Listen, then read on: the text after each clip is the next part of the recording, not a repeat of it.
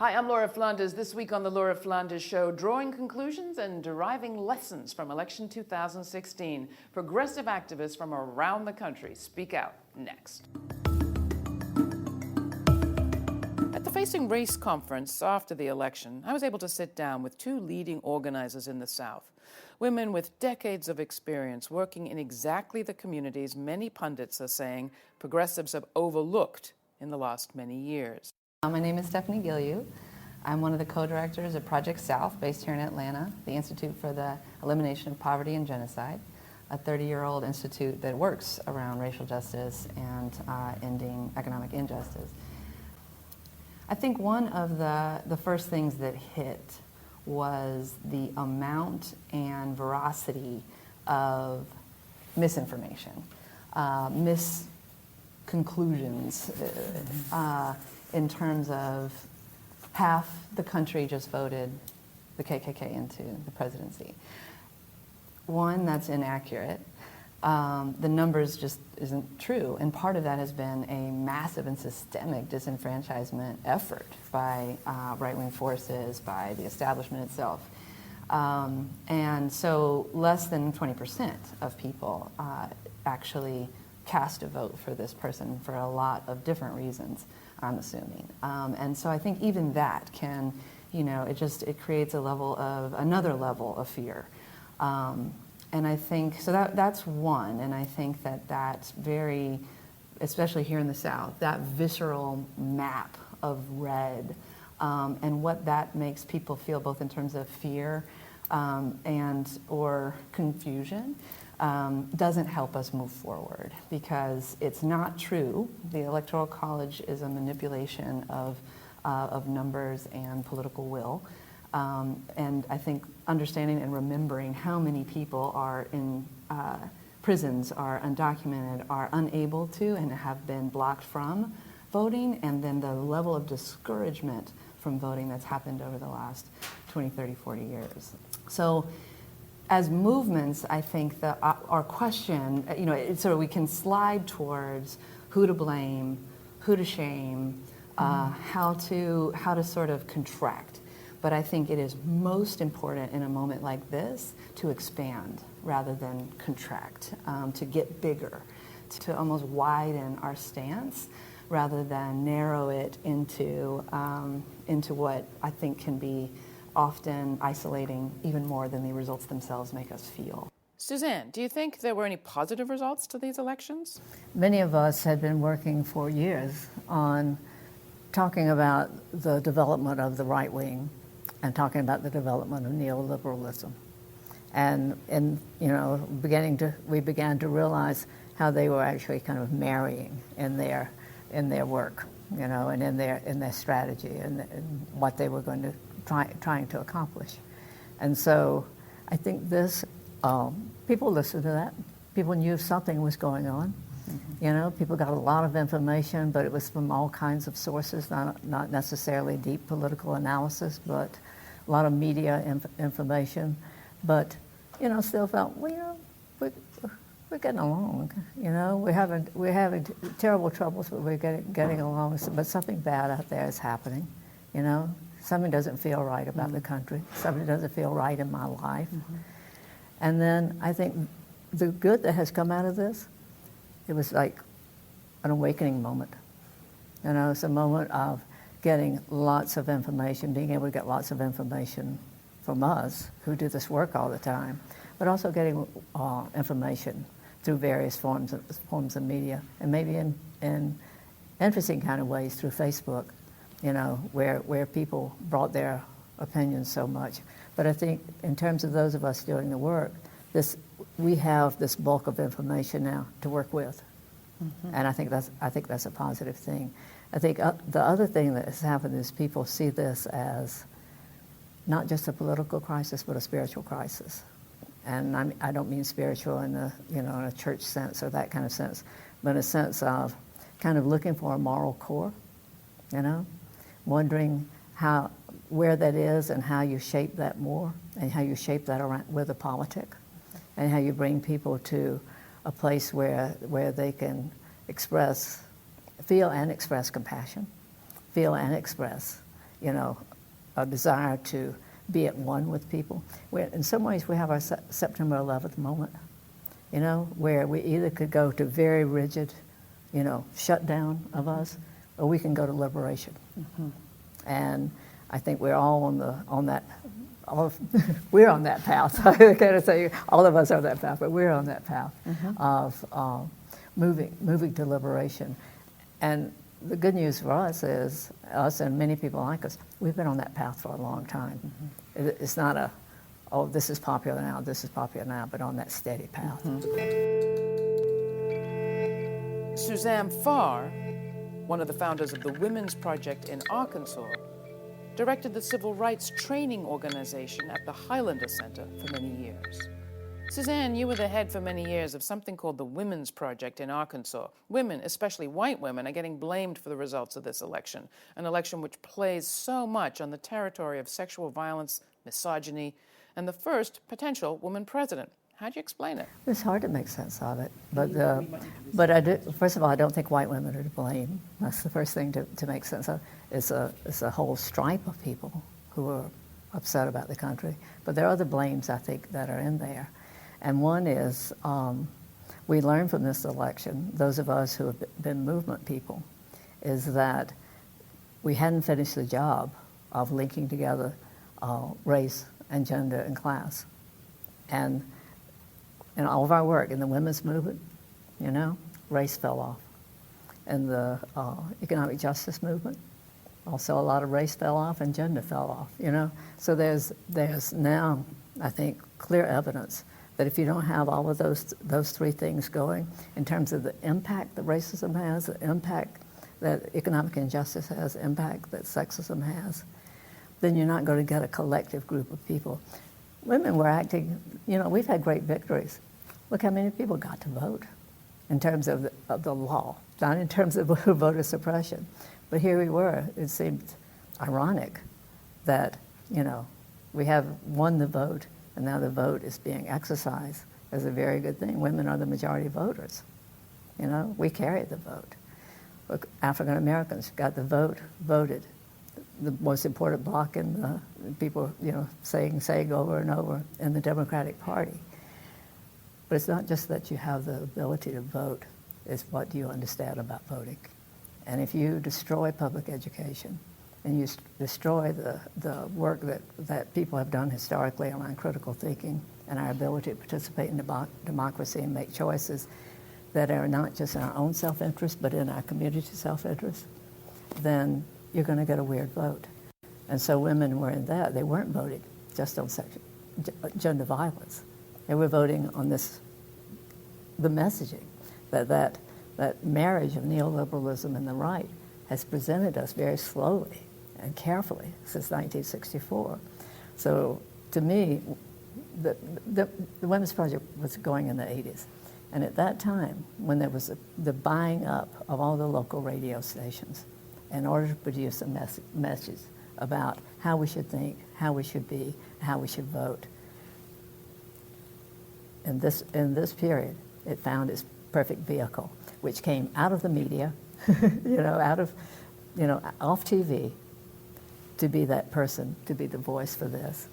A person who's not even, not an ideologue, person who doesn't actually seem to have a politic, but has authoritarianism, nationalism, nativism. I do think it's a misread to blame blocks of people. I think it's not necessarily about white people, but it is about a culture of white supremacy, a culture of racism, a culture of violence that got stirred up, unleashed. And that is what we need to be organizing around rather than sort of a misread or a not full conclusion about the number of people who did X or Y in terms of this particular vote. We have much more at stake. And what I think our job as movement folks is to do is to highlight and be very explicit about the real consequences.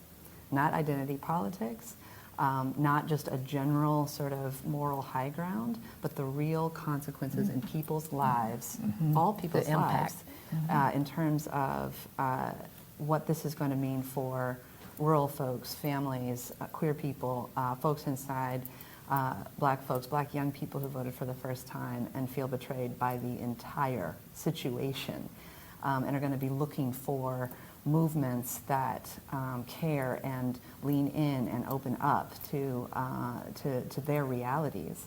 And that feels like a very much a better focus. And I do think it's a time to investigate, where do we focus our energies, our resources, our ability to think critically about this moment, what has changed. And I think, importantly, it's a moment to admit what we do not know, but to claim what we do know. Absolutely.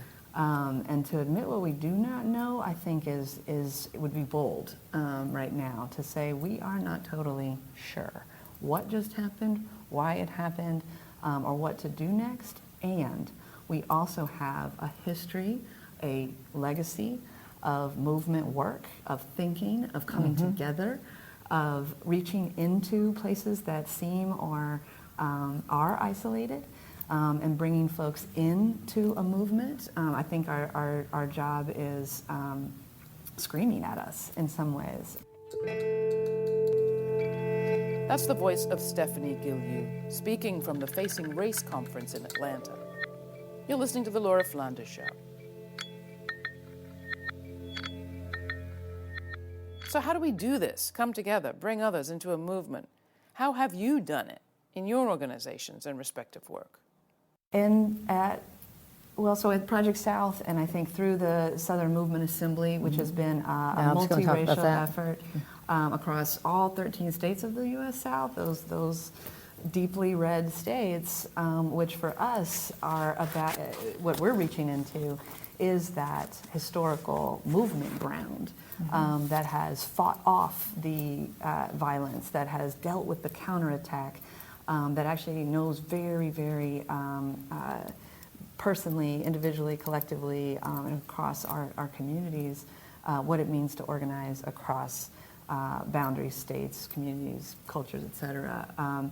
So what we've been able to build on the slow and steady road is a space of convergence, of coming together, and of creating ways for folks to make decisions, political decisions with one another, that has very little to do with political parties. How do people and organizations take concrete steps to do that? Well, two things that came out really strongly from the most recent Southern Movement Assembly is one, a demand for community infrastructure. And that means led by and resourced by the community itself, a recognition of how many resources we actually do have as counselors, as nurses, as practitioners, as engineers, as students, as young people, folks that know how to de-escalate conflict, folks that have been trained to work with each other and think through these things.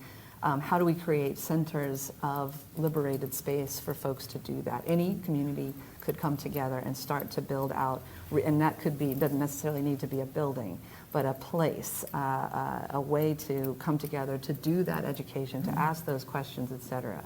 The other really strong demand from the ground, and I think not just demand, but like commitment from the ground, is around local governance. What does that mean on city councils, school boards, and in official capacities, but also how do we take on the clarity of our own community leadership and bring in solutions where they're going to let us down. They've let us down. They have left in many ways, and they're going to also turn that vacuum into a lot of violent attack, whether it's social hostility and violence, or and horizontal violence, or state violence. A lot of people are looking at the so-called Rust Belt as a place that needs attention. Why is it still important for people to pay attention to the South, or is it? Well, you know, we in the Rust Belt are very related. You know, you have the down south and you have the up south. You know, that during our great loss of people and of jobs, there was the migration to that. And so people are paying attention to it because they feel like this is a place that feels it most, and it feels the loss most. We continue in feeling that loss in the South. It has been a sustained loss, and it continues to be a loss, whether it's about jobs or whether it's about our land, what's about gentrification of, how our communities have changed, that loss feels, the displacement of people in the South feels dreadful. But I think you're going to find in the future, we're going to look at both of those. The whole country's going to go through this, but they're going to look at both of those very, very closely, because if people are angry about the displacement now, they're going to be ever so much angrier in the next election, and certainly in the election after that, 8 years out, because of the displacement that will come through the fact that we are in a revolution. And I think that that's been a hard concept for people to take on, that we had the agrarian revolution into the industrial revolution. That revolution affected people tremendously as they moved in from farms. And now you have a major technological revolution that is going to eliminate jobs. And then there's all this kind of hopefulness around, we need to teach certain classes in the high schools now so that people will have jobs. They need to have computer skills. But it doesn't take in the fact that of artificial intelligence and robots and consolidation and the way all of that can work. And so we have a huge task. One, getting people to understand that, and that wave is already on us, and then getting to understand that we have to build. We have to build what life is going to be like under those circumstances. I think these centers that Steph's talking about, those are part of that. Then there's the whole idea of figuring out what work is going to be, and how does one get money, whether it's compensation or whether maybe it's barter, or whether it's whatever. Those are really deep conversations. I think they are taking place in the South now, and certainly in the Rust Belt. And I think those two places talking together at this moment would be that's the reason when we talk in the Southern Movement Assembly, we talk about down South and up South and global South, and seeing all of those tremendously linked. Does that leave out part of the country? No. But it's the train, that's an old-fashioned word, train, for that thinking and for that messaging. And so I think after this election, we just have to dig deeper in that, because that was one of the learnings, that people who have been so impacted economically put aside a lot of other concerns, So it wasn't just the right-wing, messaging. It was those real concerns that came out of the effect of neoliberalism. We have a lot, the U.S. South specifically has a lot in common with the global South.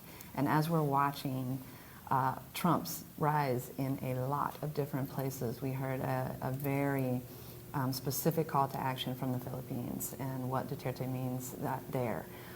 What it looks like in the European Union and across what is also an economic implosion, a refugee and migrant crisis at a scale and scope that we don't have any sense of. But the U.S. South, how we relate to the Caribbean and many other places in terms of the historical struggle and the historical wins in these regions can also be a guide. And I think that part is actually exciting and similar to 9/11 and that moment when there was an opportunity to really claim and work solidarity with, in terms of, in a call to solidarity, we became narrow, militarized, and vengeful. So this is go wide, go wide, the message. Connect, share, deepen, tie movements, liberation movements to liberation movements.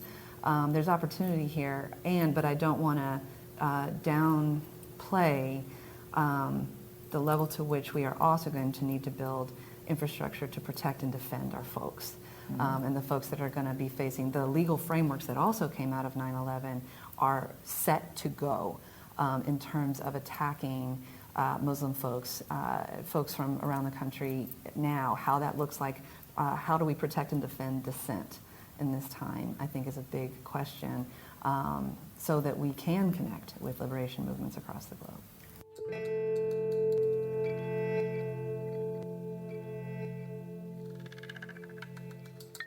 How do you keep up your spirits in a time like this? What do you love about the work that you do? Why should people get involved? What I love about the work that I'm doing, particularly the work with the Southern Movement Assembly and Project South, and that it rests me in the future, and I think that feeling may go across age, but it particularly feels strong at the age I am. And by resting in the future, it is it is a multiracial environment of people looking at what can be built. You know, there's plenty of talk all the time about what's happening and what, you know, how we have to intervene in that and how we have to defend ourselves. But this idea that we can become a people through a process of building an infrastructure, but more importantly, by a process of building shared values and shared principles. And that leads us to, you know, a very long dream of mine and many others in the South for the concept of the possibility of beloved community. And that has become, for many of us, the highest ideal. You know, it's higher than a lot of, you know, you can name so many things. Oh, if we just had this, if we had that. But the idea of beloved community, because then it takes on everything that is at crisis, but it also takes on everything that's possible. And it's the one thing that provides that sense of connectedness of spirit. Because connectedness, just like Steph and me, we were just saying before we started, we've known each other for years. We have deep personal relationship. We have a deep long-term political relationship. And that is sustaining. You know, that gives you that possibility of moving farther, deeper, and more safely.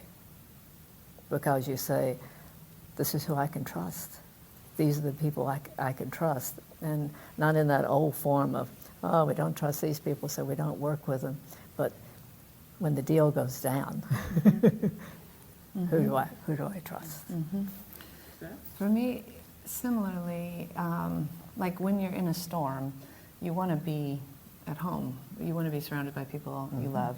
And I think there's something about building those political relationships, building political homes, connecting people, queer family. I think the way we've learned and do build queer family, and then also stay connected to our roots in the South and everywhere.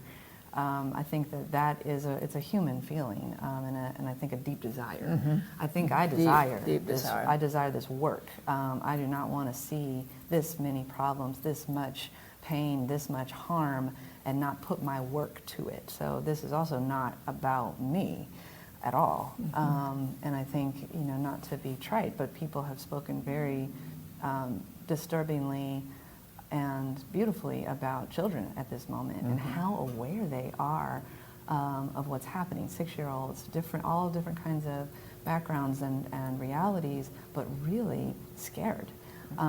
We are responsible to build a home and a spaces and connected spaces and thoroughfares and ways for people and these young ones, and to stay connected to their humanness, to stay alive, to stay connected to their elders, and to movement work that gives them meaning and can satiate that desire to be part of something that can liberate and be liberated. And so I'm driven by that desire and by that accountability and responsibility to so many people.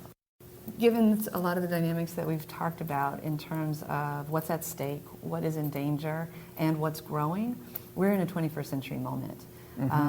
So that means the questions are different.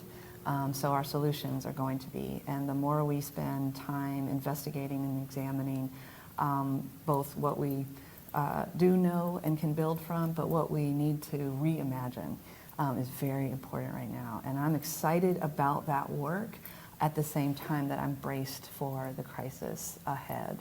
And I think as someone, you know, pushing 40, I think it's important, you know, like this is where we have to flex. This is where we have to name those political homes, invite people in and say, let's go, let's build together, because we have to reimagine the entire thing. And that is scary, but also very exciting. That's it for this week. I want to thank everyone who made this report possible. We'd like to thank supervising producer Anna Barsan, video editor Marceline Faya, podcast editor Tina Hanai Miller, engagement and development director Monica Mohapatra, design and operations director Danica D'Souza. Special thanks to all of our guests who so graciously came on our show today, as well as to all of you listening at home. If you want to help keep coverage like this coming, please follow the links and contribute at lauraflanders.com. And if you want to tell me what you think, write to me. That's Laura at lauraflanders.com. LAURA at lauraflanders.com. Thanks a lot.